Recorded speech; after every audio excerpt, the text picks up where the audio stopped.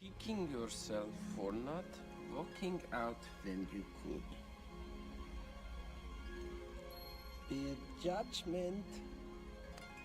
But don't you worry, son. It will all be okay. Golden Knights having great success so far this year. Does that put any pressure on you guys to succeed in this? Who are the Golden Knights? No, only pressure is that the sniping of people saying you got to do as good as them. It's just good.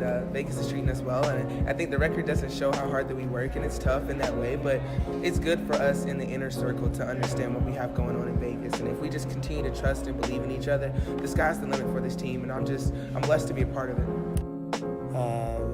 Our expectations maybe at the start of the season were a little unrealistic. Man, we're not even worrying about the playoffs right now. What we do is we take it week by week. We gotta worry about next week. You start looking ahead and you start looking over people, you might not even make it. So that being said, to me, Urban Meyer is one of the lowest pieces of garbage there is on this earth. You are tuned in to Straight Bet Sports, live on the Gorilla Cross Radio Network. That's right, Wednesday night. You already know what it is, Straight Bet Sports. I'm your host, Jose V. We're coming to you live from downtown Las Vegas, Nevada, right here on Gorilla Cross Radio. Greatly appreciate you guys chiming in tonight. It's me, my co-host Ian B, up in the studio, hanging out as we do every single Wednesday night. Quan 59 behind the big board doing what he does for us, making sure we go live and stay relevant on the air. If you guys are watching this, do us a favor, as I ask you guys every single week. Drop a like, drop a comment, drop a share, and we'll go from there. Let everyone know what it is you're watching and enjoying tonight. Give us a call, too. We got a great show tonight. We're going to let you guys know what we're talking about here shortly and what guests that we have. 702-608-3259 is the number. We will be taking phone calls tonight if you guys want to talk. Give us a call. Our guests are available to take your calls. And we got an hour-and-a-half show tonight. You're right. We got to throw that out there. Hour-and-a-half show tonight. Shameless plug. It's brought to you by the extra half hour this time around. Normally we have a sponsor for it. The sponsor for tonight's extra half hour of the show, Sin City Social LV, new podcast coming out. Go ahead and check it out. It's on Twitter, YouTube. Follow the pages. No content yet, but it will be there. It's just socializing straight up in Las Vegas, meeting business owners, hanging out, chopping it up with people on an everyday life on a normal platform. If you guys want to tune in, check it out, have any ideas for us, hit us up, Sin City Social LV on Twitter. We greatly appreciate you guys. But again, we're brought every single Wednesday night by our main sponsor. Of course, obviously, if it wasn't for him, we wouldn't be live here. But before we do that, Ian, what's good, my man? How you doing tonight? I'm doing good. Sixers won. It's a good night, man. Big win for the Sixers, right? Win, after being down big. Yeah, they were down by 16. Maxey came out in the second half just freaking on fire. If you follow us on Twitter, a bunch of us got in spaces today. I dropped a couple props I love. Here we go. He's gonna start giving his plug about his plays. Hey, I have to real quick. I was proud of these ones. Embiid assists were 3.5. I said that is going over easy. It was 4. It wasn't easy. Maxey 16.5 points. He scored that, and then he hit his 1.5 3. So there we go. It's easy money, man. Ian trying to give out some picks here on the gambling Twitter. But before we move on to our guests and let you guys know what it is that we're talking about tonight, do me one more favor. Download the Gorilla Cross app if you haven't already done so. It's on the Android platforms and the Apple platforms as well. The best part about it is free, and they got a lot of great content, not just our show. But with that being said, let's go ahead and let you guys know who our sponsor is here on Straight Bet Sports. We are brought to you by Joshua LaFon with Simply Vegas Real Estate, a realtor here to help educate current and future Las Vegas locals on selling and investing in real estate. You're probably asking yourself, educate. Yes, there's a surprising amount of adults that when it comes to real estate, don't know the right questions to ask, don't know where to start, and think they need a lot of cash to buy a house in Nevada, which simply isn't true. So Josh has decided to make it his responsibility to teach his clients what they need to know, and equally important, what they need to ask to help ensure making their home ownership dreams a true reality. So make sure you call or text Joshua LaFon today at 702-813-0533. This has been another paid advertisement from Joshua LaFon with Simply Vegas Real Estate. Make sure you give him a call, 702-813-0533. That's right, man. Joshua LaFon hitting us up, hooking us up every single week here on Wednesday night, going on 2 years now. Again, we are looking for sponsors for the show moving forward, trying to get new sponsors. If you guys are interested in promoting your business or doing anything like that, hit us up, straightbetsports@outlook.com. We'll definitely go ahead. I'm sorry, straightbetsports@gmail.com. Excuse me. No, wait, I'm wrong. See, I'm tripping tonight. Long night. straightbetsports@outlook.com. Hit me up if you guys are looking to sponsor the show or have any questions about the packages we have. Hit us up. Trust me, it's very inexpensive and it's fun, and you get to do a lot of stuff with us as well. I'm going to do one more thing before we get into our guests. Something that I'm going to start doing. I'm going to call it a shameless plug. And the reason I say that, I'm starting to meet a lot of business owners through my primary day job, right? So I thought about it. I'm like, why not give some of these people a quick little shout out, right? They're local business owners, small businesses here in Las Vegas. Something comes of it, cool. If not, hey, at least I feel right that I'm helping someone out, right? You see what I'm saying? So with that being said, I got to give a big shout out to my guy, Angel Rosario from Route Runners. All routes lead to you. It's basically a moving company. They're locally owned, free estimates, licensed and insured. Trash outs, junk removal, pickup, delivery, moving services. They got affordable rates. Make sure you hit up my guy, Angel Rosario. His cell phone number is 414-687-0069. If not, hit him up on the email, routerunners88@gmail.com. That's ROUTERUNNERS88@gmail.com. Big shout out to Angel Rosario. But with that being said, let's jump into our guests from tonight. You guys are college basketball fans. You see the jersey. I got the UNLV jersey tonight. I went to the first half of the game. UNLV was up by 1 at the end of the first half. Good start. Slowed it down a bit towards the end of that first half, but big college. Lots of stuff coming up tonight, right? Coming up here soon with all the college conference tournaments already underway. A lot more getting started. And March Madness right around the corner. So I'm sitting there thinking. Crazy. Yeah, I'm sitting there thinking, you know what? What better opportunity than to bring in the guys tonight, right? I know a lot of these guys are on the East Coast. It's past their bedtime, you know. Some of them are probably drinking their coffee. But you know what? It's gambling Twitter tonight. Tonight we're going to talk about all college basketball, so please don't hate us. It's an hour and a half of college basketball, but you know what? There's a lot to talk about. There's a lot of excitement in college basketball this year, and if you're a bettor, second half of the season is where things get a whole lot more interesting because you have a lot of the revenge games. You know, they've already played a team a certain amount. So there's just a lot going on. But with that being said, let's go ahead and bring in our 3 guests of the night. 2 of the gentlemen are part of the Wise Guys Diamond Club. The other gentleman is part of their gambling Twitter spaces, and he's also very, very good at what he does. Trust me. So without further ado, let's go ahead and bring in the guys from gambling Twitter. My guy Rex, Spin Doc, and of course, Steven Carlson. What's good, guys? How you doing tonight? Welcome, welcome. Thank you. Thanks for having us on. Hey, Doing great. good to be here. What up, Steven? You good, man? Because you were the last one to give me a picture, my guy. It took you a minute, and I'm pretty sure that you took that picture right when we were texting at that point in time. And you look happy, though, because I know you got your Boise State ticket to win the tournament, or I'm sorry, the regular season, and you got that already. So congrats, my guy. And for you guys that follow us on Twitter Spaces, I owe Steven a nice little dinner when he comes to Vegas because we had a little bet there, but we'll talk about that later. My guy Rex, What's up with your picture, bro? People were calling you a pastor on Twitter, saying, well, "Where'd you get this picture from the guy?" Man.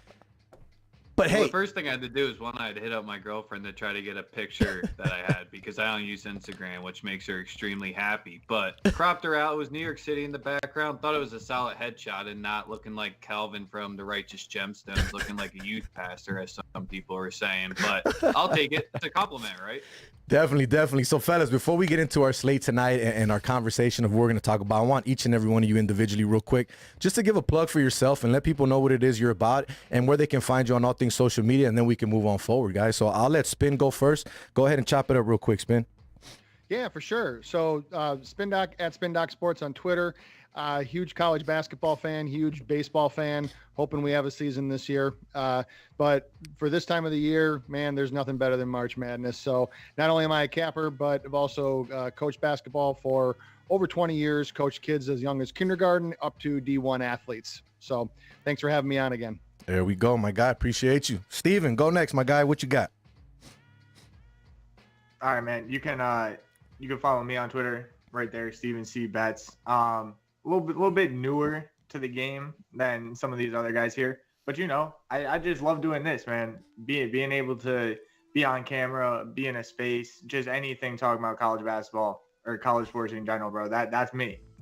And then you're my Mountain West brother, bro. We have these conversations every time we're in Twitter. So whenever I have a Mountain West game to talk about, I know that you're either going to be with me or against me, but we're going to have that good conversation. So that's good right there. Rex, my guy, will let you go last but not least. Go ahead and finish us off here. What up, everybody? Yeah, you can follow me on Twitter at reast_easy with the Z. Me and Sosa rock the airways at Daily Bread Media, where we just give out a daily gambling show, and that got us where you just get the networking. Like Steven said, you get to meet some cool people. Wouldn't have met Jose, Steven, or Spin without it. So we just get that nice community to help us beat the books together. So that's all I'm really about. And from Philly, so that's why me and Ian get along pretty well. So I got to give a shout out to our guy D-Rock. Obviously, you guys know D-Rock Sports. He's chiming in on YouTube. He goes, might have to. What's the over and under on how many times Jose says my guy tonight? See what you started, Quan? See what you started, Quan? You posted it last week and people remember.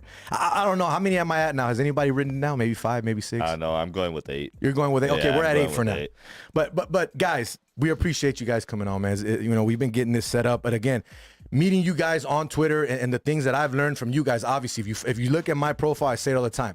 I'm not a pro handicapper, just a guy that does his homework, ex-ticket writer that used to work in the book, that likes to talk sports and bet sports.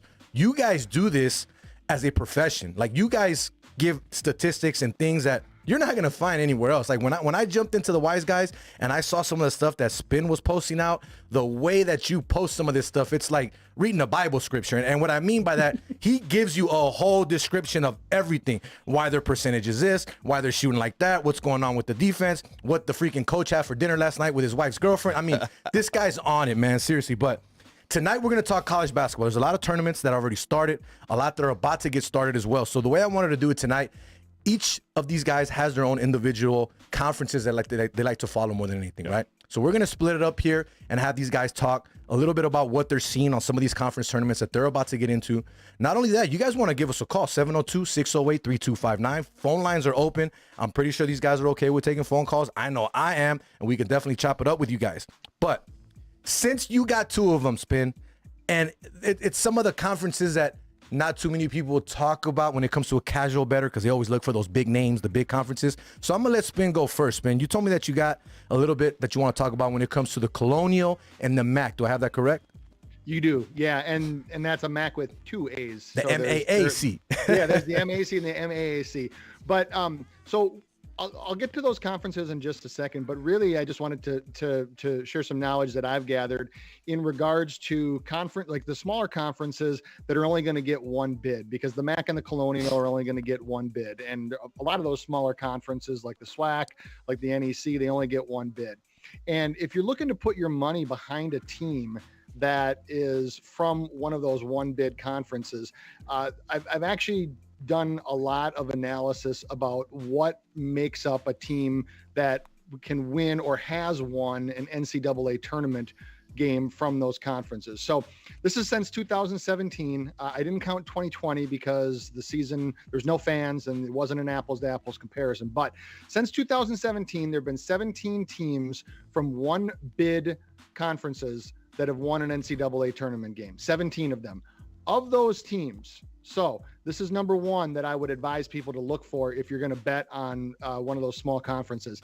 82% of them had at least 4 upperclassmen in their top 6 rotation. So they were almost exclusively made up of juniors and seniors. Virtually none of them had a freshman. That's so important when you think about a team that like is the David and Goliath. When you think about the David trying to beat a team that's bigger, faster, stronger, the experience and the way that they know the game, the way that they can play together, if they've played together for multiple years, it just means so much.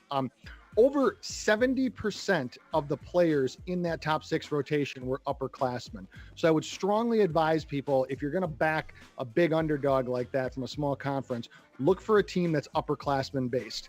The most telling stat, though, for these conferences is a stat called EFG. For those that don't know what EFG stands for, it means effective field goal percentage. So you think about field goals, shots made divided by shots attempted. That's your field goal percentage.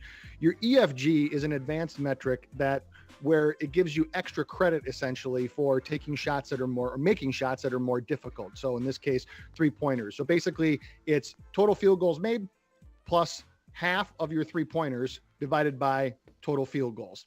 Now, with that in mind, 14 of the 17 teams from those small one bid conferences have ranked in the top 25 or 125, I should say, in the NCAA in EFG. So you want to look for a team that can take good shots and make them. EFG is a good indicator of that. 11 of those teams ranked in the top 100. One more stat to look at would be turnovers per possession. So turnovers per game is an okay stat to look at, but it doesn't really tell you the whole story. What it tells, because teams have different numbers of possessions per game, they play at different paces, they play at different speeds, and they play differently against different opponents. Turnovers per possession is done in a percentage. So it's the total number of turnovers divided by the total number of possessions. 8 of those teams ranked in the top 25 and 7 of them ranked in the top 100. The only one that didn't was Wofford in 2019. So teams that take care of the ball is another stat you want to look for in these small conferences.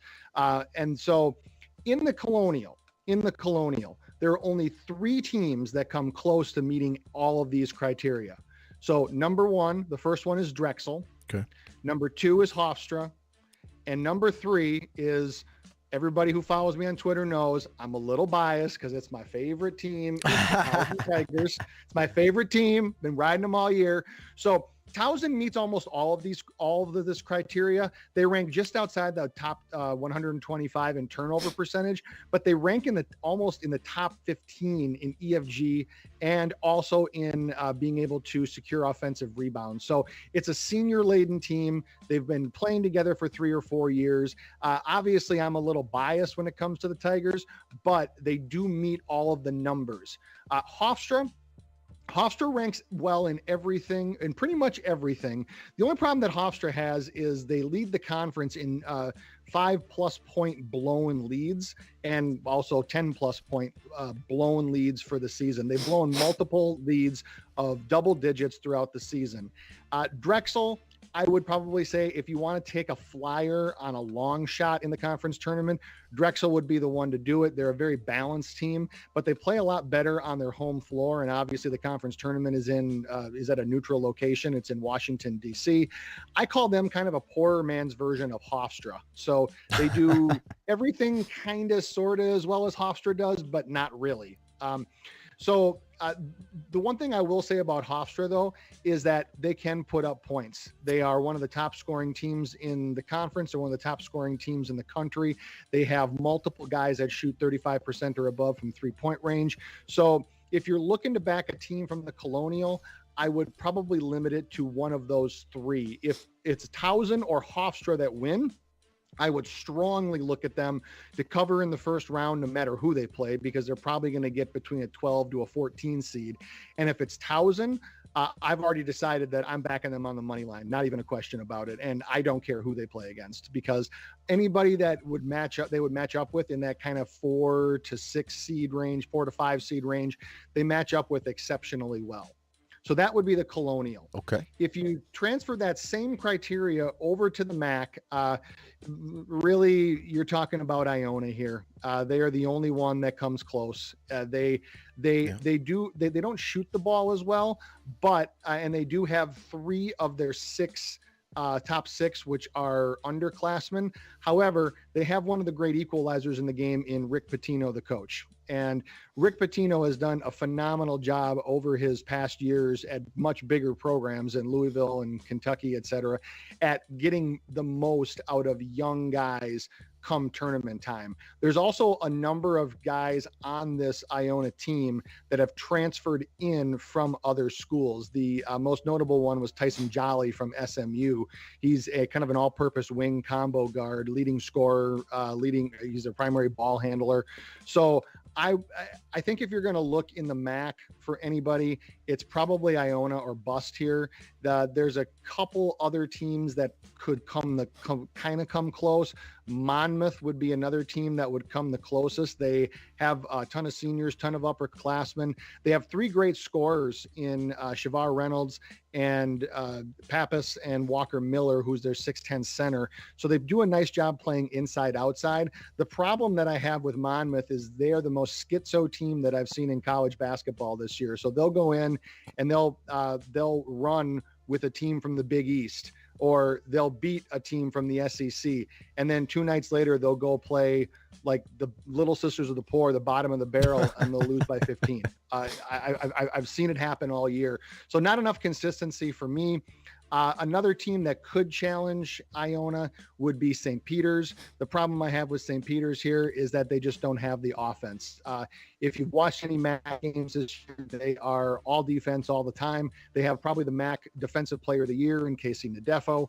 He probably will repeat as MAC Defensive Player of the Year, but they just don't have enough offense, don't shoot the ball well enough, and they don't put up enough points in key situations to compete. So from these 2 conferences, Towson Hofstra Drexel from the Colonial, and Iona would be the only one that I would think of that would probably have a chance to win an NCAA tournament game from the MAC. And the only problem I have with Iona is to win the conference. They're a heavy favorite, so there's probably not a lot of value there. Yeah. If you're looking at a value play from the MAC, I would probably roll with Monmouth.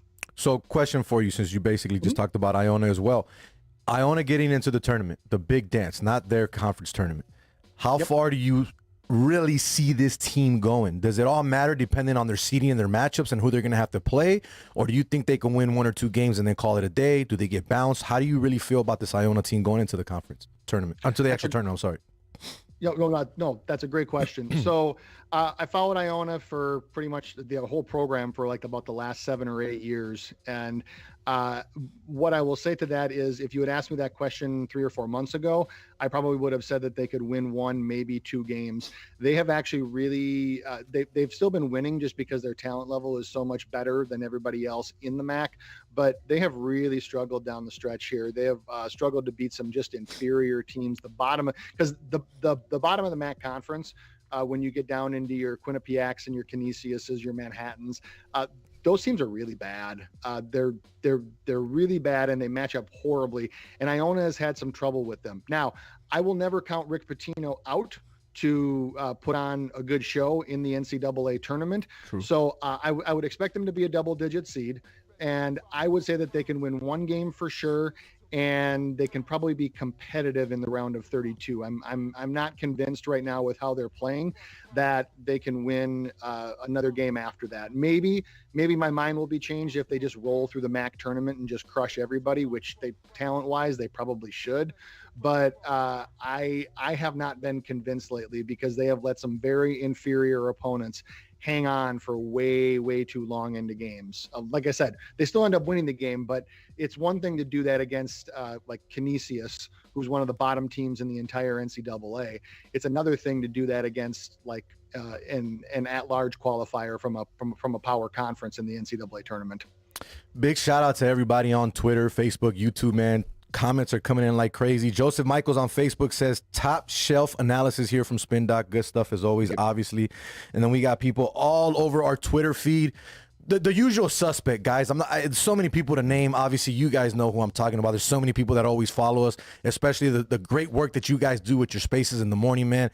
Those things are growing. I'm talking about the numbers grow on a daily. Like, they get more and more and more people in there, which is pretty cool. But the last question I got for you, Spin, your Townsend Tigers. Take away the bias, just going based off of what you've seen, the way that they play. What chance do you give them of making any type of noise in the tournament, if so? Yep. So it's a great question. And so I think that they can win one game for sure. 2 games, as much as I love them, I think might be a stretch. The problem that they're going to run into in the tournament is that the size that they have. They do start 4 guards. They're one big man here, Charles Thompson. So he's 6'7". He's like a weight. He's built like a bodybuilder. He's 6'7" and 240, but he's only 6'7". The rest of their team, they just don't have a lot of length and size. They only go about 6'8", 6'7", 6'8".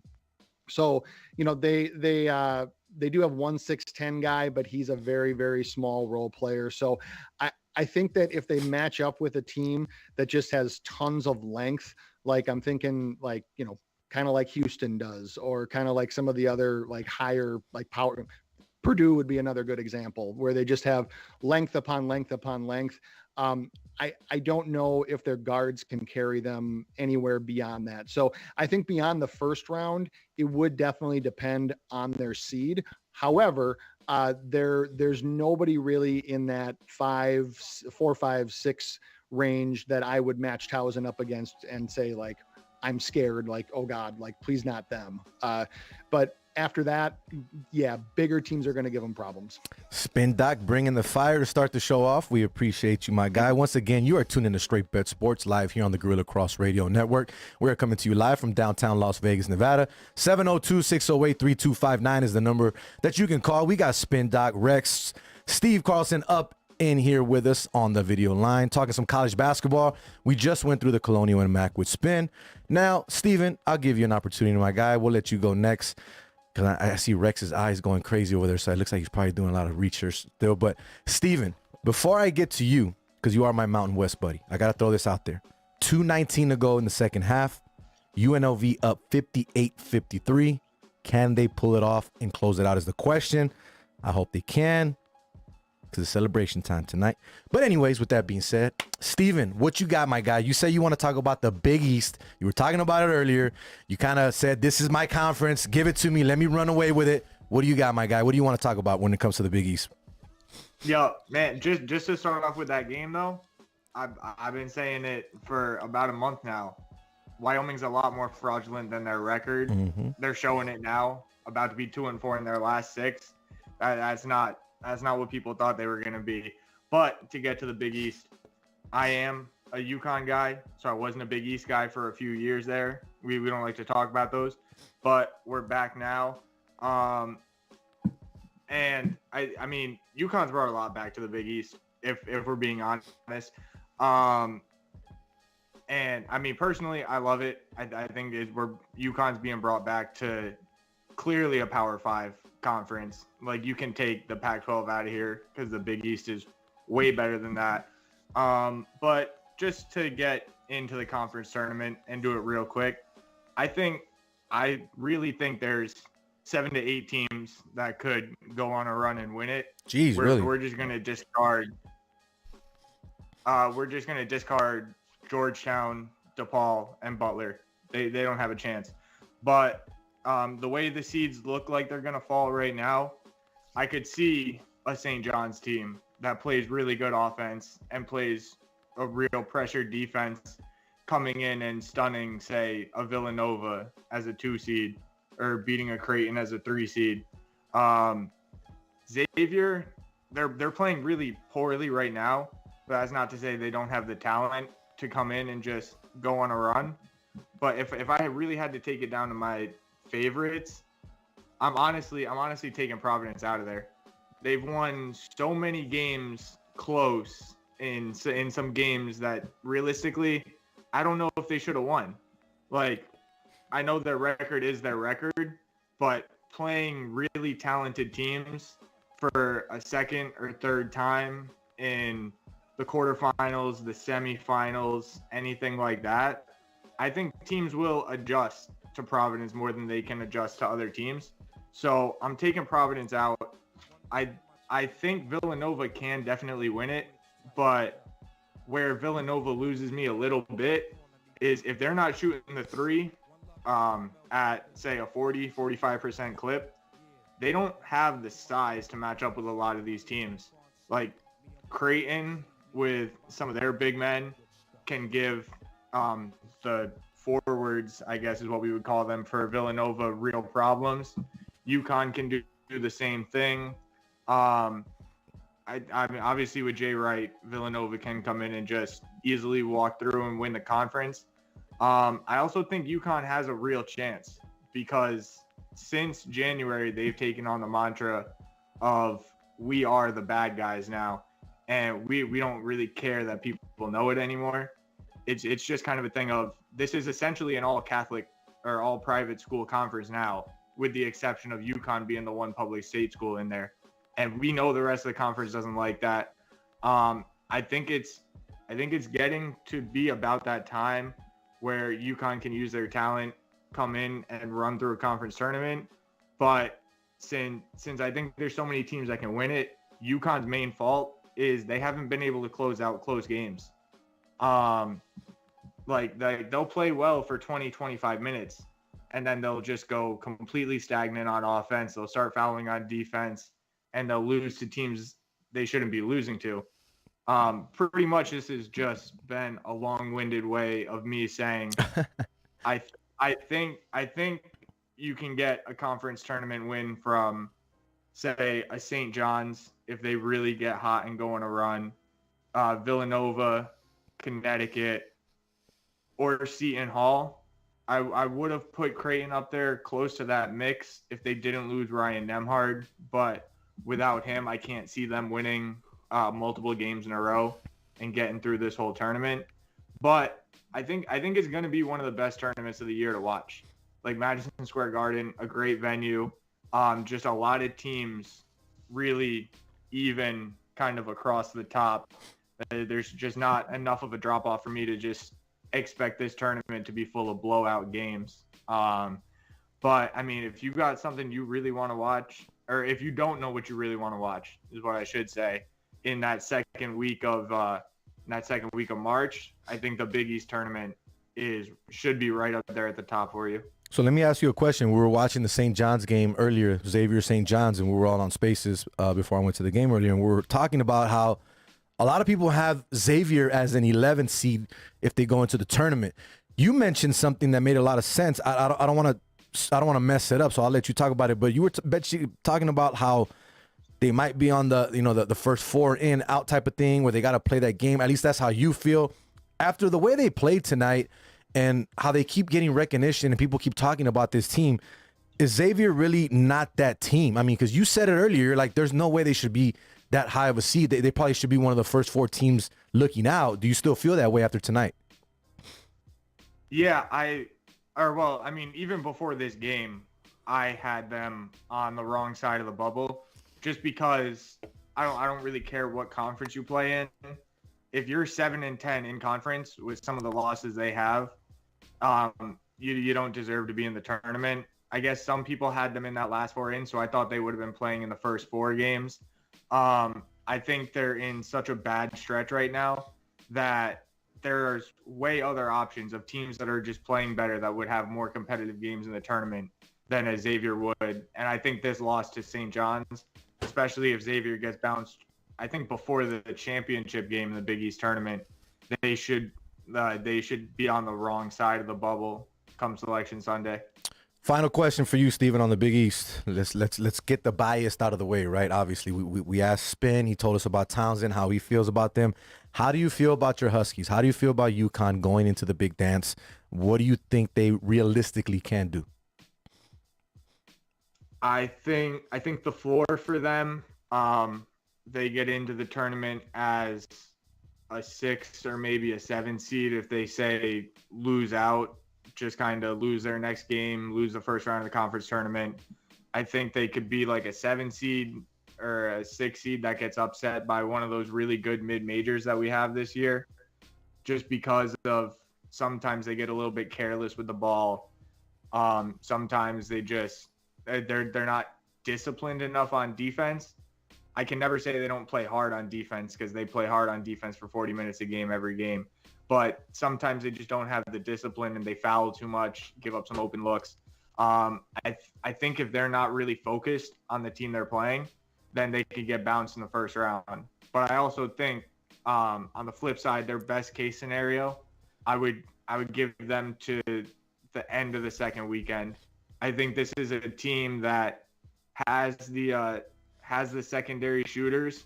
Like Tyrese Martin could be a good 3-point shooter. Tyler Polley's a good 3-point shooter. Jordan Hawkins as a freshman is a guy who can hit shots from deep. Even Jalen Gaffney when he gets open, or Isaiah Whaley has started to show it more this year. All those guys can come in and knock down threes.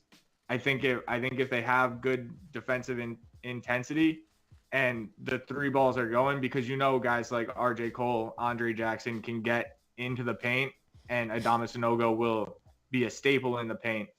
I think if UConn's able to break down defenses and their secondary shooters are hitting shots from beyond the 3-point line, this is a team that can get as far as the Elite Eight, but can also get bounced in the first round. There we go. Big East out of the way. Appreciate you, Steven. Again, I got to give you guys my update. UNLV up 8, 37 seconds to go. Let's close it out on senior night. That's all I got to say.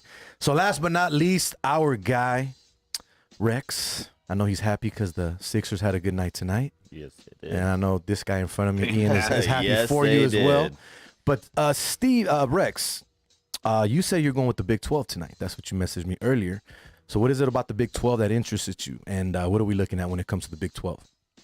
Yeah, we let Spin take the low guy. We let Steven take the middle guy. That's still technically a power 6 and not in the power 5. But I want to take probably the strongest and the toughest conference overall in college basketball this year. The Big 12, they only got 10 teams, and only 9 can show up for this conference tournament. So that's a fun way to start it. That Oklahoma State debacle of them telling on themselves just basically made no one be able to trust the NCAA again, just because Mike Boyan's probably my favorite coach other than Shaka Smart currently in college hoops. So that's where what we've seen with him do with Cade, how he's gone to like all of his high school games to recruit him there. He's just a different guy and a coach on the rise, that he's someone who knows how to work social media on top of it. That Oklahoma State, even though they can't compete this year, I don't think it should be any cause for concern yet. But when you just get into the Big 12 overall, they're the number 1 defensive conference by far, and that's not even close. And then number 2 in offense, and maybe the Big 10 only has that because of how weak their defense is. But it's kind of just at this point. I can't say any team has a live shot, because it's wild to think that West Virginia was going to be sitting at the bottom. And when they're sitting at the bottom, they're still the 66th ranked overall team on barthtorvik.com. So the bottom of the Big 12 really isn't that poor. But the way to get to it the best is, I kind of like one sentence about each team is the best way to solve up their problems is, didn't wish they didn't fire Jamie Dixon, because he's got TCU rolling. Other than the 2 COVID seasons, the team's broken 20 wins. He's going to get a second time in the conference tournament. So sure, Pitt wasn't happy with only making it to the round of 32 or Sweet 16, but since Capel's been there, they haven't had a shot. And if TCU can just get hot from deep, because that's really the only way that they can potentially win it, which they usually don't, because they can hit the boards like no other team can with Emmanuel Miller and Eddie Lampkin Jr. But it just seems like their threat from deep, unless they get unconscious, they can't really make a deep run.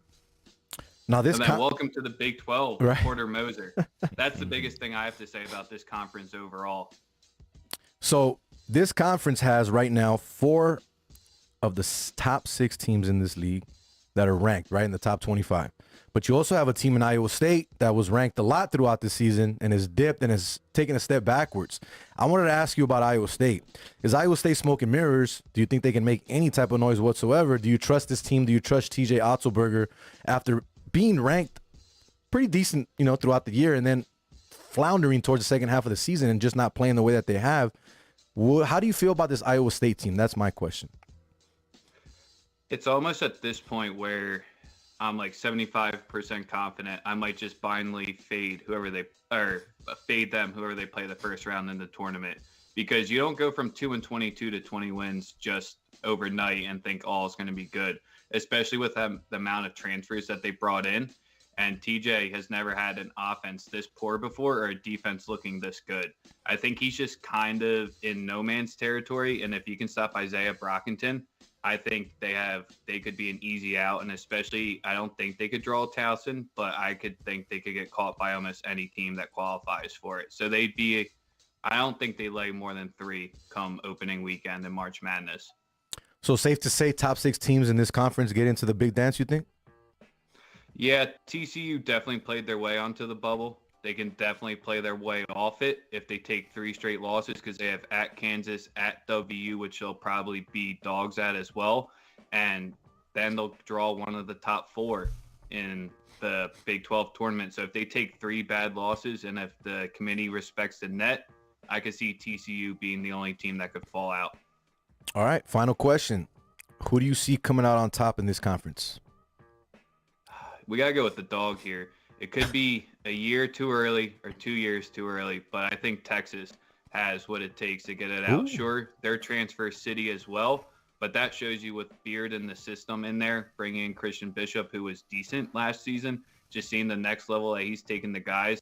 And when Texas breaks 1.15 points per possession, you just got to look out and just hope that you can just score past them and break 75, because this occurred 8 times this year. If you watch their game against Kansas, they kind of just smoked them. And if this Texas team, they're in trouble, because if they get above 75, that defense is top 10. That it could be an issue. Sure, the last 7, it's looked as streaky as it's been, but I'm going to rock with Beard and the Longhorns. Hey, Chris Beard is a very good coach. He doesn't get enough respect as he should. I mean, come on. The guy came to UNLV and was a coach here for 30 minutes. I mean, he didn't have the opportunity to change the team around and do anything, but the guy's a good coach. I like Chris Beard. I wish UNLV would have found a way to keep him here. The athletic director that was here just had no idea what the hell they were doing at the time. I don't know how you let a guy like him dip out. I get it. The opportunity was probably better when he left. UNLV has been for the last 10 years easily a stepping stone school. Look at what TJ did. TJ comes here, pulls Caleb Girl from Iowa State, has him here 1 year. The Iowa State job reopens. I'm out. Let me go to a bigger conference. He has players. He's ranked. He looks like a god. He's not. I'm not a big fan of TJ Otzelberger, if I'm being honest with you. I think that Iowa State is where they should be. I don't know how they were ranked so much throughout the year. Call me crazy. It is what it is. But out of this conference, the team that I do see coming out, I do see Baylor. I do see Baylor coming out of this conference. I do. But as much as I hate to say this, and Spin knows I talk so much crap about Bill Self, I think Kansas can really do something here. I think that people are just so high on Baylor overall from what I've been hearing from the people that I talk to, right? They think Baylor. I know I just said Baylor, and I'm thinking the same route as well. But I also think that Kansas can be the team that can end up coming out here. I mean, it's still Kansas, whether you like Bill Self or not. You know what I mean? I think the guy's one of the most overrated coaches in college basketball, but that's just, thank you, Spin. Yep, I see you nodding your head. So, at least I'm not alone on that one. But once again, you're tuning to Straight Bet Sports live here on the Gorilla Cross Radio Network. UNLV up by 10, baby. With 4 seconds to go, I think it's safe to say that UNLV is winning tonight. Big shout out to Bryce Hamilton on senior night, closing it out. Last home game for him as a UNLV Rebel. Don't count the Mountain West tournament. I know it's at the MAC, so technically he's still playing at home. But if you follow it, just because UNLV is technically playing at home, they don't always do that good in the tournament. So it's going to be fun. Tournament's right around the corner. I pick up my credentials on Sunday. I'm excited to go check them out. And there's a lot of talent in the Mountain West this year. A lot of people say that the Mountain West isn't that good this year. I highly disagree. I think there's a lot more talent in the Mountain West, a lot better basketball than people are saying there is. But we'll see how the conference tournament goes out and how it ends up.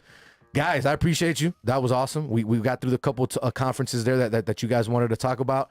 Now, my question to you guys, and anyone can take it here, right? I was talking about it on Spaces the other day. I had Jarius Lyles on the show a while back, and he's a good friend of mine. I talk to him all the time. UMBC legend, first number 16 seed to ever beat a number 1 seed when they beat Virginia a few years ago. Do any of you guys see any scenario like that playing out this year? Maybe not a number 16 seed, but a high seed that no one is going to think about whatsoever. Do you think that that can possibly happen this season? We've seen 15s, we've seen 14s, we get that, right? You know, it happens, but can we see a lot more than just one this year? Anybody? Go for it. Take it. Yeah, 100%. I could see it this year more than any other year. I think every small conference has minimum one really good team that if they're playing well can come in and upset any of these like top 2 or 3 seeds in the tournament. Because clearly, as we saw on Saturday, the top 6 or top 10 teams are not immune to getting beat by teams that you wouldn't expect them to get beat by. And now just with everybody having that extra COVID year, these smaller schools having a ton of 5th-year seniors and a ton of experience. This year, more than any other, I think you could see it with whoever comes out of the A-Sun, whether it's Jacksonville State or Liberty. I guess, I mean, South Dakota State deserves better than a 14 seed, but I have a feeling they might end up as a 14. They could easily come in and beat a 3 seed. Whatever team comes out of the Big Sky definitely has the offense to come in and upset somebody. I mean, I could just see it out of almost any conference. If the favorite in the conference tournament makes it out and gets the automatic bid, I can see them going in and beating any combination of, say, like a Kansas, a Duke, an Arkansas. Like any of those type of teams could all go down very early this year. I was going to say Liberty as well, Stephen. Okay. When I talked about my criteria before, they match almost every single one. So high amount of upperclassmen.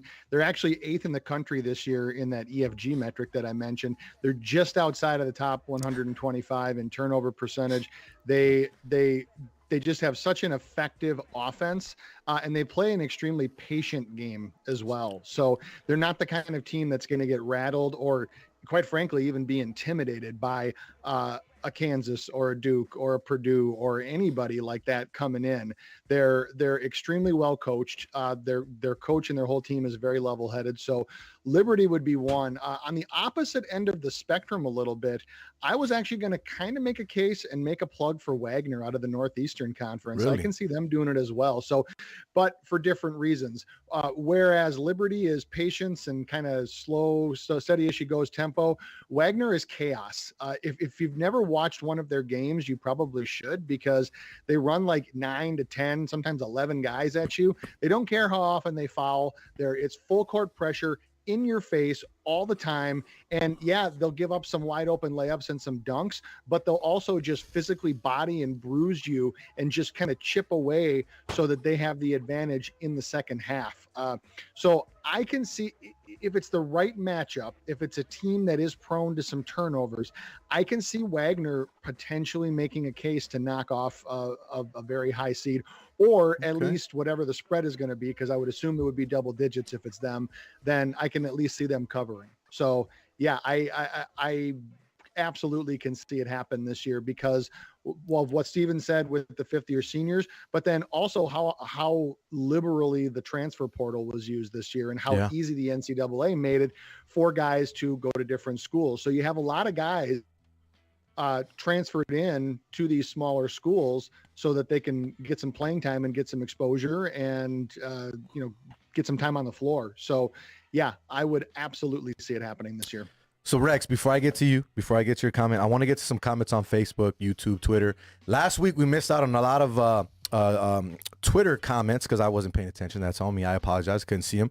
But I got to give a shout out to Nate, Mike Jones, Oliver Stone, as we call him, Ozzy from Spaces from Twitter, man. We greatly appreciate you guys chiming in, everybody. We got some people on YouTube as well. Memorabilia, he's been going off for us. He says Big East might be overhauled. Big 12, Big 10, SEC is where it's at, is what I'm thinking. He says the last 3 Final Fours, one team has been from the Big 12. What else? C-Pen for the win says a lot of wars in the Big 12 this season. What else we got? Iowa State won't do much. Texas on the road, though, it's a complete different team. C Win says, I got Baylor. Memorabilia says Kansas got scorers. And they also say Bill Self got saved by the free throw line in 08. Damn you, Memphis. I agree, man. I had Memphis in that. I remember that freaking game. I couldn't believe it, man. Crazy stuff. D-Rock chimes in, too. He says, Chris is a very good shooter for Arizona. So just a bunch of people chiming in on a bunch of different things that they got, a bunch of different stuff. But UNLV pulls it off. 64-57 final. UNLV wins at the crib on senior night. Before we continue with you guys, and I want to get into some of your best bets and how you guys come about handicapping this for some of the people listening out there that aren't huge handicappers or they're trying to get into the game and all that. But I'm also going to let Rex get to his spot as well. Tonight was one of the most upsetting scenes that I've seen in a while. And what I mean by that in college sports is that being at the UNLV game tonight, seeing the seniors that were getting recognized tonight, and not seeing a 4-year player get recognized whatsoever, has not played this season much due to injuries, has been out most of it, but yet can't even get any type of recognition because of whatever it is he may be going through with the school, right? I think that is complete and utter BS. The guy committed to you. He played for you, whether injured or not, through 3 different coaches in his collegiate career, and he did not leave. He could have left in the transfer portal. He could have called it quits. He could have said, UNLV, thank you for everything. I'm out. Yep. But I'm going to throw it out there. UNLV, you guys disrespected Marvin Coleman tonight. Marvin Coleman should have been acknowledged and recognized as a senior, which he is. Simple and plain. I'm sorry. I have to throw it out there. No one else has. No one else has mentioned it. It hasn't been on Twitter, social media, anywhere else. So the fact that no one is recognizing this kid, I get it. Wasn't a superstar, wasn't, the best player on the team, but he was a 4-year player on this team. He committed and said, I'm going to give you my all. Gets injured, has issues, tries to get back, and now doesn't get recognized. It's not right. I hope UNLV gets this right and fixes it and tries to do something for the kid, because you had other guys that were there tonight that have only been here for 1 season because they just came in the transfer portal. Yep. And you're going to acknowledge these guys? I'm not saying don't acknowledge them, but show some respect to a guy that gave everything to your program. Simple and plain. Moving on. Fair enough. Congrats, UNLV, with the win. So, Rex, real quick. I got something. You got something? I got something. Okay, go for it. All right. So, as most people know, I follow professional sports mainly. College sports, I pay attention usually when the draft is about to come up, because that's when I get really interested, right? So, there's probably a bunch of people that are like me that are interested in possibly getting into college sports, getting into March Madness brackets and stuff like that. Would you guys suggest going into just dabbling into college basketball games, single games, or would you suggest maybe dabbling with a bracket this year? And if so, how would you go about it? What I know Spin Doc said that his criteria for a bunch of the teams is the upperclassmen and stuff like that. But what makes it where you think that, okay, this guy is seed 32, this guy is seed 31, or however the way that you do it? How is that?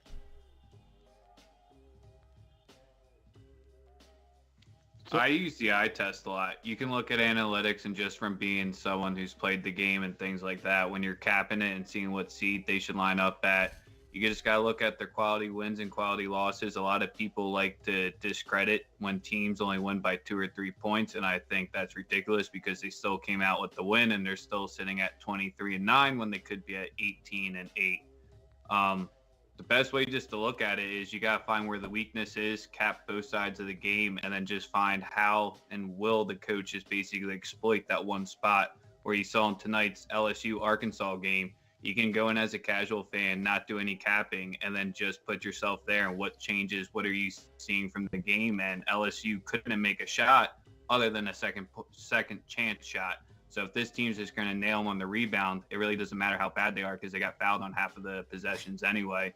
So you just go in and I just say use your eye test and always follow your gut, because there's nothing worse than going against your gut when picking a bracket. When Yeah. following these teams, is there anything that you specifically separate to, like, say, hey, this is a team that I need to pay attention to, or this is a team that I don't really need to pay? Because I mean, the difference with like college sports and other sports is just there's so many teams, there's so many games, so it gets a little bit overwhelming sometimes for a lot of people to actually pick and choose which games they're paying attention to, which teams, and is there any particular way that you guys separate that? Well, then I guess the way I can do it, and I'll let the guys go with it, and you're talking about the combine coming up. I would just say watch Auburn, watch Gonzaga, just watch Chet and Jabari. Just watch the top 5 picks and just key in on those teams if you really want to look and start scouting before the next level and you're looking for the pro game. Look at who you think could be a lottery pick and just watch their games. Okay. Yeah, and so for me, if you're new to college basketball and you're trying, like, I totally get it. Like, there's 358 teams in D1, so like, holy gosh, like who do I bet on? Yeah. How do I do it?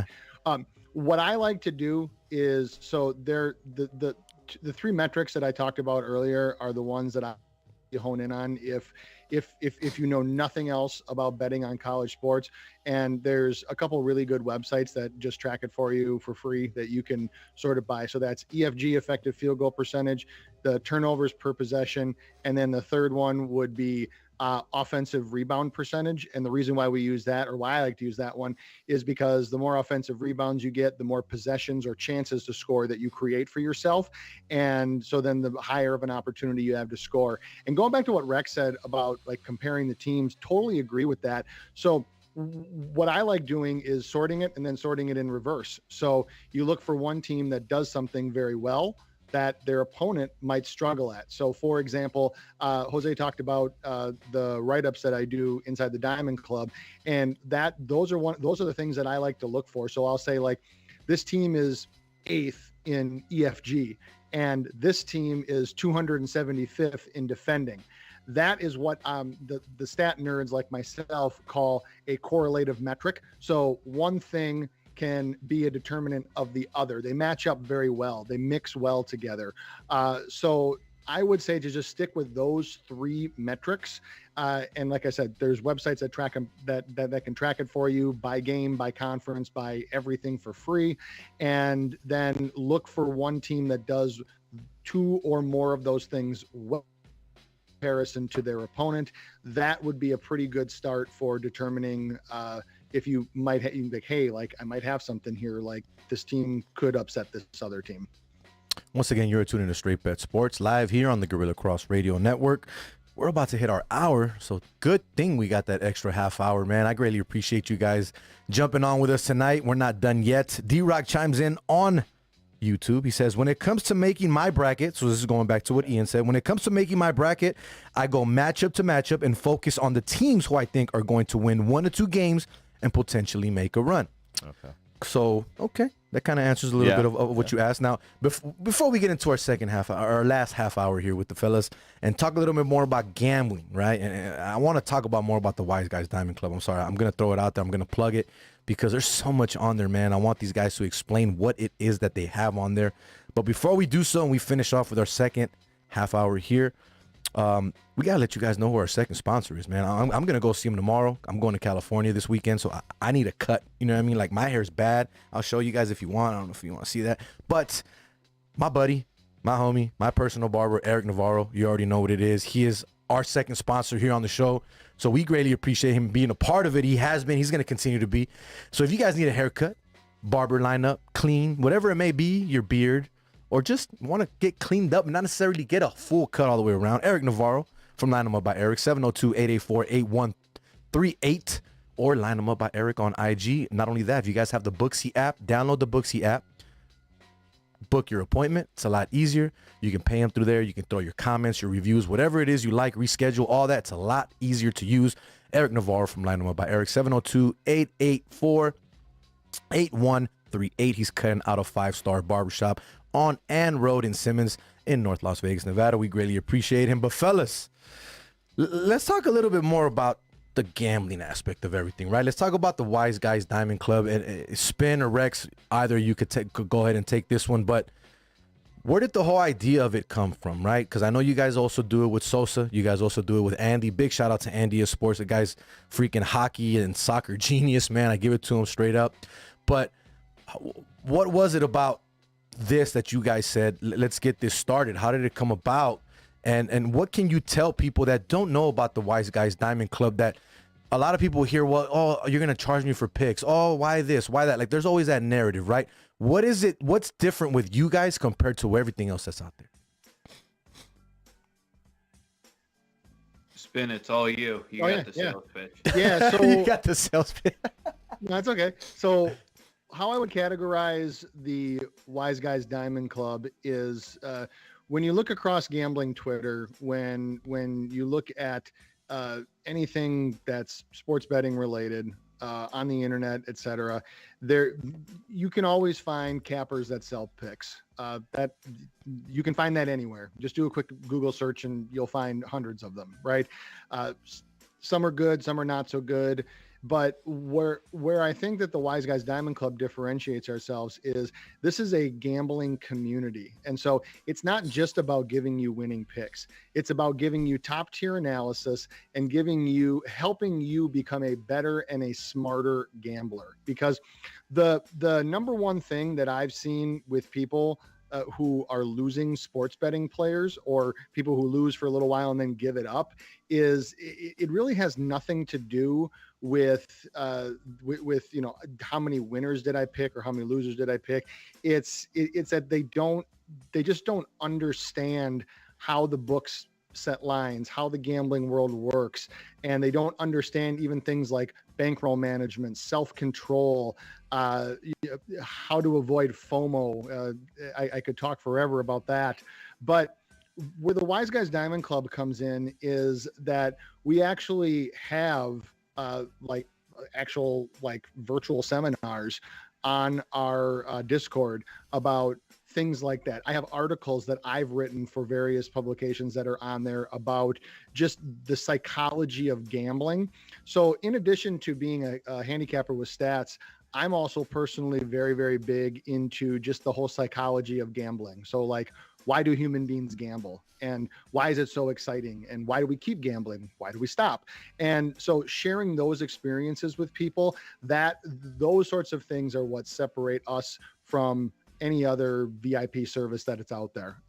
The other thing too is, you know, Jose, you talked about it, is that my full analysis of when I cap a game, I'm going to share it with you, because there's so many VIPs that I've seen, or just other services that I've seen, where it's like, well, I have the secret sauce, and if you pay me, I'll just tell you what the picks are, but I can't tell you how I got there. On my Twitter, my hashtag that I created for myself is understand the why. And that's what we always try to do in the Wise Guys Diamond Club, is you will always know why we're doing something that we're doing. You will understand the logic behind it. I mean, I'll explain to you my whole methodology. That's what you get inside the Wise Guys Diamond Club, in addition to just straight up winning picks. There you go, man. Straight up, no BS. Like I said, I've been allowed. I'm in there. I have learned so much. And the best part about it is that you guys give the analysis, you guys give the picks. And if it's a pick that you don't like and you're in the Wise Guys Diamond Club, then just don't take it. The good thing about it is that at least you're getting some knowledge. You're learning, you're reading, you're seeing everything that's being thrown out there. There's been times where, I'm not going to lie, you guys have given picks and I go in there and I'm like, nah, I'm okay. And I'll stay away from one. You know, it might hit and I would have won two, but I'll take that. You know what I mean? And sometimes you got to look at that and be okay. And sometimes, I'm pretty sure you guys would agree with this, it's okay to not bet in a day if you don't see anything that you like, right? Don't just try to wake up and go, I'm going to go to the window, I need to put in a bet today, right, guys? 100%. And then you mentioned the whole bankroll thing too. The one thing that I want to throw out there, and I don't know how you guys feel about it, is I don't do any how do you call it? I guess bet shaming, if you want to call it that. I don't care if you bet $2 or $2,000. If you're betting and you know yourself and you know your bankroll and you know how your system is and how you want to do it, you go with it, right, guys? It's not about the actual percentage or how much money you're betting. It's about how you're betting, right? Mm-hmm. Yep. Don't bet something you can't lose, because nothing's ever happened well when you bet something that you can't physically afford to lose. So that's where you put it nicely, is just bet your disposable income. And if you have a bad night, make sure it doesn't mean you have to eat ramen tomorrow, I guess is the best way to put it. Make sure you don't have to eat. Well, and sometimes some of these guys have to get through that, right? That's what happens. Well, they're chasing. Too many chasers out there. Yeah, and to that end too, there have been people inside the Diamond Club that have DM'd me and have been like, I'm still steaming over last night. I need some winners today. What should I do? And my advice to them is, I said, turn off the Discord. Don't listen to us. Don't play at all today. And well, why? I said, because what's going to happen is, and this goes back to my psychology part of it, is that you're going to try to chase, you're going to try to win too much back too soon, and it's going to be a disastrous result. And then you're just ending up doubling your losses. I've seen it happen time in and time out. So the best thing to do in a situation like that is to walk away for a day, walk away for 2 days, Trust me, there will still be games when you come back. There will still be things to bet on, no matter how long you walk away from. I promise you. And even if the Zamboni driver comes in for the Toronto Maple Leafs and you think you should slam the Hurricanes, and you think you should slam the Maple Leafs, don't chase, because I did it that night, and that was the last night I chased, was when I saw the Zamboni driver come in, because he was their emergency goalie. I remember that. Yes, I remember that. That was the last night I chased. So and that's another thing that I like that you say too, Spin, and you're not going to hear that from anywhere else. If you're probably in another Discord or in another betting service, let's say, and that capper gets that message, they're going to go, oh yeah, I got one for you. Don't worry. What do you need? Let's go. Because they're going to try to take your money. So the fact that you're telling people, turn off the Discord, chill out for a bit, just shows you, man, that the Wise Guys Diamond Club is different. They're not there to take your money. They're there to help you make money. There's a big difference. A lot of cappers out there that I see are just there to take your money. I got a lock. If you guys follow us on Spaces and you know that, we don't use that word in any of our spaces. Nothing is a lock. You can like something. You can love something. Say, man, I really like this game tonight. Don't ever use that L word, because we do not accept that word whatsoever. Once again, you're tuning in to Straight Bet Sports, live here on the Gorilla Cross Radio Network. We're coming to you live from downtown Las Vegas, Nevada. Jose V, Ian B, Quan59 in the studio. Our two guests joining us through the video line. We got Rex, Spin Doc, and of course, Steven Carlson. Now, fellas, let's talk some Mountain West basketball real quick, because I know me, Steven, and Rex like to talk about it a little more, but Spin, we're gonna join you into the conversation today, right? Obviously, we have to do that, but now, what are we looking at when it comes to this Mountain West tournament, right? Like, is there a team that you guys think is gonna run away with it? Obviously, Steven, I know you have Boise State to win the regular season title, which already hit, but we have a Wyoming team that just went on the road and lost to UNLV, right? And UNLV did what I said that they should do: play defense like they have in their last 6 games, which has been very underrated.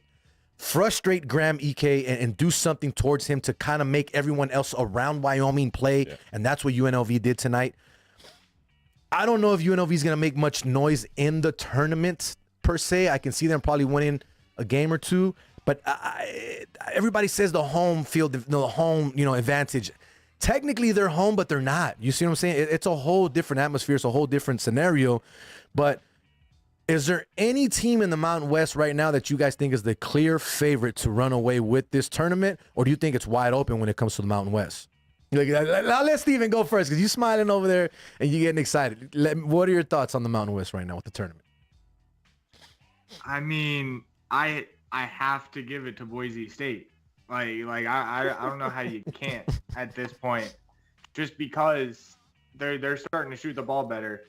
Emmanuel Acott can hit threes. Abu Kijab's been taking some threes. Max Rice, finally, after 4 months, is starting to come along as a shooter. Plus, you still got Shaver and Tyson Dagenhart. And the thing about Boise State that I really think separates them from everybody else is their ability to shoot the ball from beyond the arc, but just the size they can just consistently throw at you.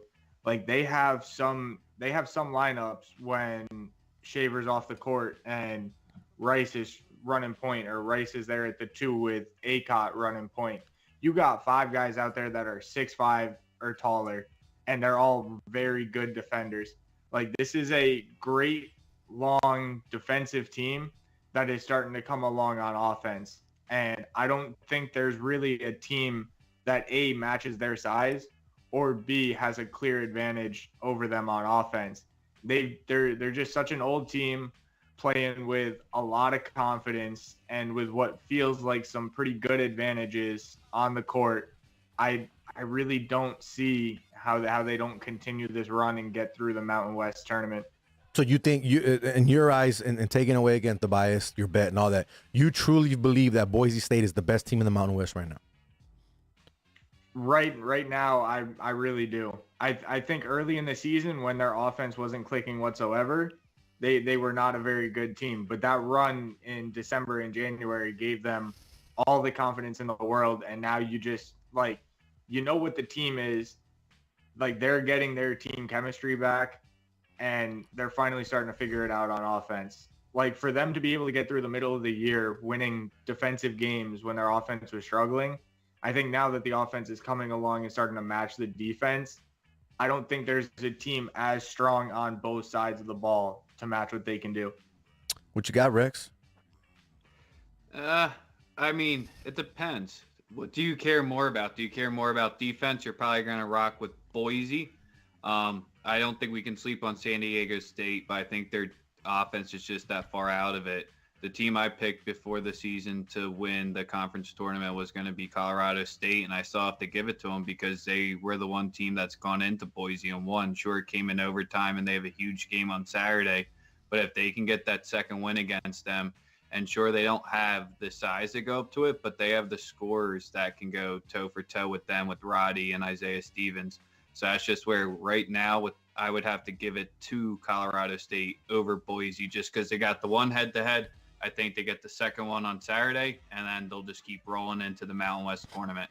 So do any of you have faith in UNLV whatsoever, aside from myself? I mean, I feel like I'm the only guy here that actually has any fandom or any type of faith. Well, we saw what Sherfield did last year. He carried Nevada to the finals. So that's just where Bryce Hamilton has the same exact ability to do that. It just depends what side of the bracket do they get. And if they just get lined up against San Diego State, that's the only way that I don't like them seeing to at least make the semis, if not the final. Because if they catch Wyoming, Fresno, Utah, I'm not scared. Okay. It's just that San Diego State early, since that could be a 4-5 matchup, that's their concern, in my opinion. Yeah, I gotta give it up for UNLV too. I don't know if I would go as far as to like throw a flyer on them to win the Mountain West, but you see it every March where from a number of different conferences is that you see just that one or two teams that just get white hot and just roll all the way, like Rex said, to the finals. You saw it in the ACC with Syracuse a few years ago, and then they went on and I believe they made the Elite Eight in the NCAA tournament. So there's a lot that can be said about a team that is just playing as well as UNLV is right now. So I would not sleep on them in the least. So question for you guys, UNLV, when it comes to the overall record, one win when it comes to the difference with San Diego State. Conference record, same thing, one win difference. Obviously, UNLV played a couple more games there, but when it comes to this team being in this tournament, right? Take away the Mountain West tournament. Obviously, you win your tournament, you're in. We get that automatic bid. Let's say they don't win the tournament. Do you guys still see UNLV being a team that can make it out of the Mountain West to the March Madness tournament? Or is it just Boise State, Colorado, San Diego, and Wyoming? I personally think only 3 teams will make it out of the Mountain West. Okay. Who are your 3 teams? And that's going to be the San Diego State, Colorado State, and Boise State. Wyoming would need to win it out at this point, unfortunately, and same with UNLV. And it's just where UNLV comes up short is if you look up their quad 1 wins, they went 3-9. You look at the rest of it, the quad 2 plus, clean. That's just where their big games, they were close in them, they're competitive in it, like the Wichita State game. That could have been one that flipped the script. It just could have been one of the earlier ones, SMU, San Francisco. They just took too many of the quad 1 losses early and didn't catch enough within conference. Okay. So we'll see. I hope that they make some noise. I mean, I think that if UNLV makes some noise in the tournament, maybe even gets close to the final or gets to that final, maybe they'll get some recognition. But man, you really think Wyoming has no 23-7? You don't think they get into the big dance? Interesting. Okay, well that'll be left to be seen. We'll see what happens there, but it's going to be an interesting tournament for sure. Chances tonight, so they can thank you for it. They can thank UNLV for that, definitely, man. Well, we got about 15 minutes here, guys, so we're going to talk about some things once we finish up the show. We got to give some shout outs to a few people here, but I'm going to let you guys basically close it up. I'm going to let each and every one of you plug it away, talk about the spaces, talk about anything you guys may have coming up, because I know you guys have a lot of things that you're doing leading up to this big tournament. So I'll let each and every one of you go one by one, plug away your social medias, where they can find you and what you guys got going on. Rex, I'll let you go first, my guy. All right. Yeah, you can follow me at reast_easy with the Z on Twitter. More importantly, you should just follow at Daily Bread Media. It's a show where if you've watched this show before, you've seen my partner in crime, Sosa. We've been rocking to it from the summer together. Just a show that we decided to help the people just gain an edge on the book. Like Spin said, if the Diamond Club and it's something you don't want to do is pay for it, our YouTube show is free every single day. It drains us, but we talk about college hoops and basically NBA. I don't know if there will be a baseball season this year, but soccer is included as well. So if you don't like the paid option, there's also the free option for you to keep rocking with us on top of our daily spaces. There we go. Go for it, Steve. Yep. So you can find me again at the Steven C Bets. I'm actually doing something that I feel like is pretty fun, but it's also very draining. I'm betting every single conference tournament game over the next 2 weeks. Jeez. It's interesting for sure. Tomorrow is going to be the real test. 22 games. But no, I mean, again, yeah, I'm always going to be on the spaces with these guys. We got the Paid for Play show on Saturday mornings and usually Tuesday nights. That's also something else that Daily Bread Media Network does that's free. But yeah, I'm actually getting ready for the college baseball season and that women's college basketball tournament. Shout out to your team again, UNLV. Guaranteed NIT spot, probably guaranteed NCAA spot over there for them as well. Good stuff, Steven. Good stuff. Before we get into Spin Doc, Steven, you were on that Spaces last night, weren't you? Where we were. Oh, okay, so just to let you guys know a little bit of how our Spaces work. We have people that come in and we have sources, right? We have people that have insider information. Like last night, we had a guy that came in that said that we should take the Lakers -2, and this was his reasoning why. He said that he had an inside source from LeBron James's uncle, sister's, cousin's, boyfriend's, niece's nephew, son, the guy that holds the water bottle for LeBron James's son in the stands and wipes his head when he's sweating for his mom, got a text message from his uncle that passed away 2 years ago to take the Lakers. So just letting you know, we have that type of insider information on our spaces, guys. But it's a joke. Come on, guys. If you guys are on spaces and you guys are up late night, chime in with me and Steven. Steven and I stay up late. Rex will jump in from time to time, but I know Spin Doc knocks out because he's got all that stuff going on in the morning with the amazing spaces that you guys do. But Spin, I'll let you close it out, my guy. Go ahead, plug it away. Yeah, so you can follow me on Twitter at SpinDocSports, and like Steven said, Paid for Play every Saturday morning, and we do typically run a college basketball spaces with the three of us for approximately an hour every weekday morning, actually every morning except Saturdays, usually around 11 or 12 Eastern time. And the thing that we really like doing with this is it's an hour long, but we only will give our picks and analysis for about the first 20 to 30 minutes. And then we just open it up, and it's just open mic. And anybody who wants to can come on, ask questions, give their analysis. People send us DMs. It's just really interactive. And I found that ultimately it's us against the books. And so I've said this over and over again, whether you win with my picks, whether you win with Rex's picks, with Steven's, with anybody else that's on there, as long as we win and the books don't, that's all I really care about. And then the last thing, just wanted to give a shout out for, you'll be seeing, we've done a few of them already, but we'll be having a formal schedule come out. So Rex and Steven and I are previewing, doing an in-depth preview of a number of the conference tournaments where we give what our best bets are at some juicy plus odds. And we also give teams to fade, upsets to look for. So just kind of a full breakdown. We've already done 4 conferences, so you can find those on Daily Bread Media, but we are looking forward to doing the rest of them. So we got a bunch coming up. Good stuff, fellas, man. We greatly appreciate you. And again, I can vouch for these guys 100%.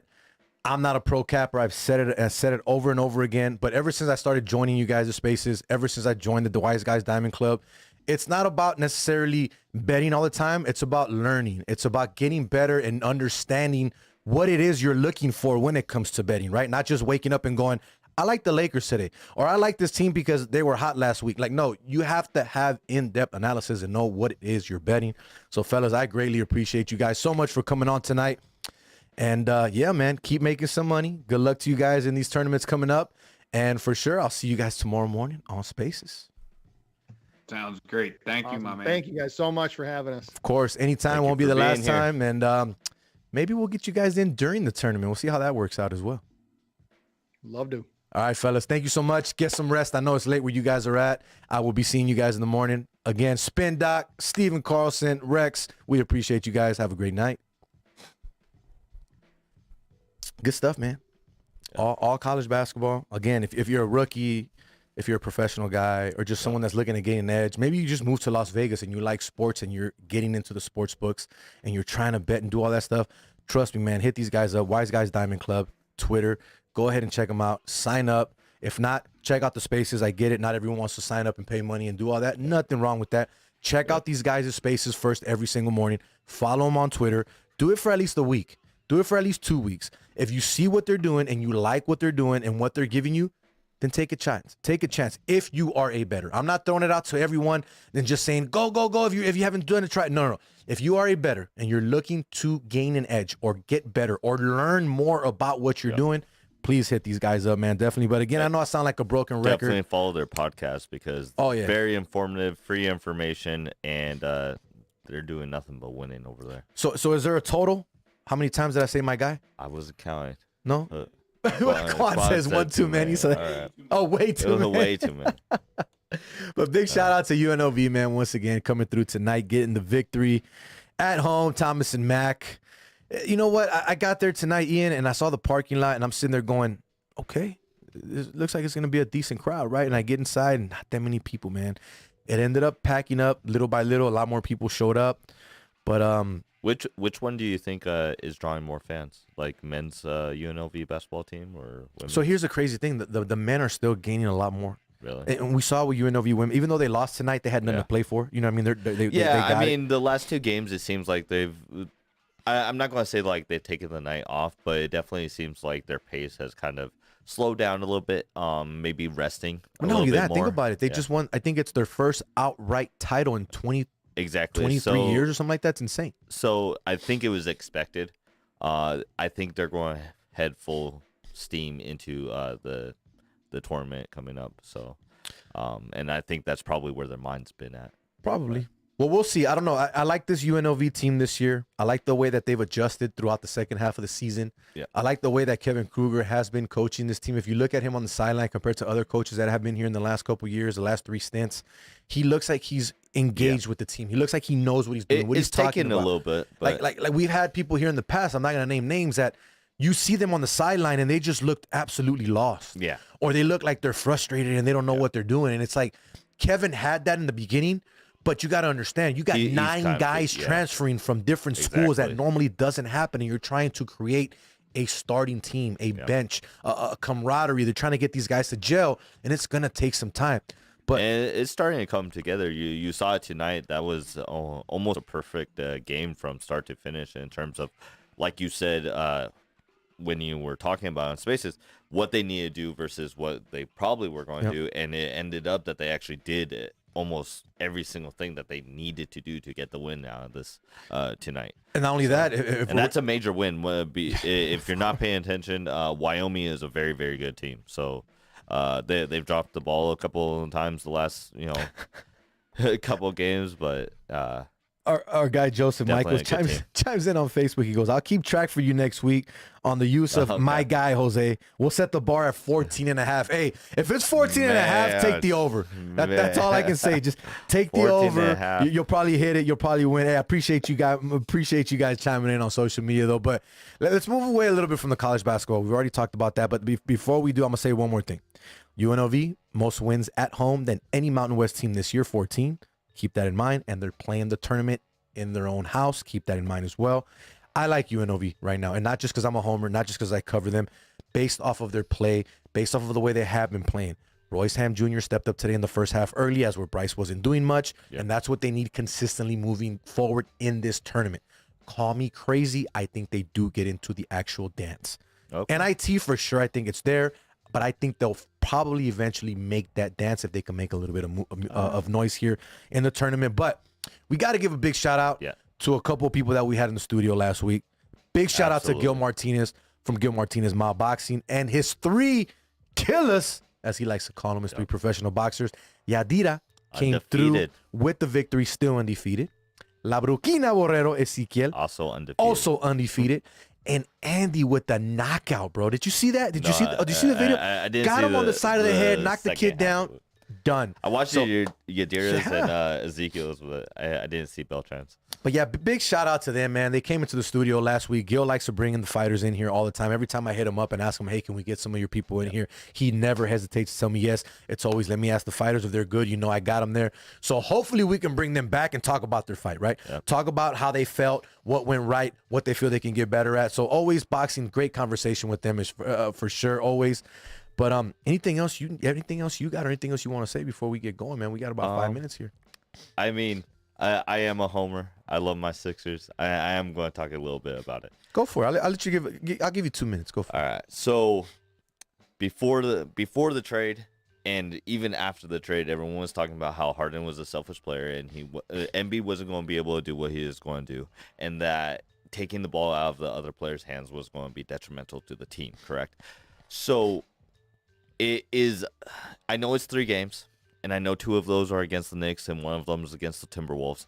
And while Timberwolves are, I think they're a decent team, but they're obviously not, cream of the crop. But what Harden has done for Maxey in this stretch, insane, is not being talked about enough. I mean, Maxey is pulling out moves that I've never seen him do before, but he's also just the energy that he has. And like for tonight, he had 4 points in the first half. I guess Harden went over to him and said, hey, are you going to play tonight? For the second half. So he comes out and has just 17 points straight off the bat, right? Just a great little second half. Great little second half there. Ended up with 25 points for the night, right? Embiid had 27. Harden had 26. This is starting to become I can actually say that I believe this is a big 3. Okay. I believe Maxey is a fit and makes that a big 3, not just a duo. And I really do believe that this is going to be a fantastic duo for at least this year, if not next year and the year after that. I do believe that this can be something special. Okay. On the flip side, I don't know if anyone, I'm going to tie it up real quick. You have a guy like Ben Simmons, and I keep on talking about it, but Ben Simmons is now good old Ben, not even expected to play this month, possibly. Yeah. They're saying that he has another back injury, so there's that. Carrying all the weight of his problem. I'll finish with Sixers absolutely won the trade. I'll say it again. I said it last week. Okay. I'll say it again. Well, we're gonna finish up here, man. I just want to give a big shout out to our guests tonight. Obviously, once again, Spin Doc, Rex, Steve Carlson, Wise Guys Diamond Club, Pay for Play. Check them out every single day, man. They got great stuff out there. If you're a gambler, gambling Twitter, check them out. Definitely for sure. And the final plug that I got to get, our guest for next week, I haven't told you. I'm going to tell you now. I'm going to let everybody know. It's already official. I already spoke to him. We're going to have him in studio. If you guys ever watched a little TV show called Tanked, remember that show? No, I don't. They used to create fish tanks for famous people. Oh, they also you've been telling me about They also this. did the fish tank at Miami Marlins Stadium, the one that was behind the plate. All that stuff that they did. we are going to have one of the 2 original guys. His name is Brett Raymer. If you guys remember Brett Raymer lives out here in Las Vegas. He just opened up a restaurant called Stallone's Eatery, Italian Eatery, which is an amazing spot. Go check it out. But it's also a cool spot to go watch the games. Anything that has to do with sports, go check out the spot. We're going to have him in studio next week. He's going to talk about the new eatery that he has there, the new restaurant. I'm going to be checking it out, especially because I like to go hang out and eat some pizza, eat some Italian food, and just watch the games, man. Have some brews and have a good time with your family. But Brett Raymer from Tank will be on the show next week to plug away his new restaurant, let you guys know what he has going on there here in Las Vegas. Not only that, he has ties with Tough Enough, which are the MMA fighting things out here in Las Vegas. We're going to try to get the owner and CEO of Tough Enough in the studio as well pretty soon. Been chopping it up with him lately, so we'll see what we can do there. But Brett Raymer in studio next week, chopping it up with us. Hopefully you guys can tune in for that. But Ian, final thought before we go. Just make sure that you're following us. We're going to be ramping up here. So make sure that you follow us on everything social media. Our Twitters, ENB_sports, Jose_Volante. Make sure that you're following Straight Bet Sports as well as Gorilla Cross platforms. Of course, definitely. And tune in every week. We're going to be talking a lot more. If you have a chance in the mornings, we're going to both be trying to get into More spaces. I know you have I'm on spaces all day, every day, even when I'm at work. So just throwing it out there. All day, every day. It's a little hard for me, but I'm going to try to be getting into some more. So make sure you follow us. Big shout out to Evan Guerra, our photographer from Drumline AV, chiming in on Facebook. He says, if baseball happens a year, they're going to stomp the Dodgers all year long. But hey, I know he's a Cardinal fan, but we'll throw it out there. But hey, guys, we greatly appreciate you guys for chiming in. The major thing there. If Major League Baseball is being played this year. We're at the end of our show here. We greatly appreciate you guys for chiming in, for all of our guests. And then final word for me, if you guys want to be a sponsor of the show, like I said, or you want your shameless plug, and you want to throw your business out there, hit us up. straightbetsports@outlook.com. If not, hit me up on all things social media. Jose Volante, you can hit me up and I will respond to you. I respond to everyone. So thank you to everyone that's a part of the show, as you are every single Wednesday. Ian, myself, Quan59, our sponsors, Joshua LaFon and Eric Navarro, and to our guests, we greatly appreciate you guys. Please chime in next week. Same time, same bad channel. We are out. Peace. Later.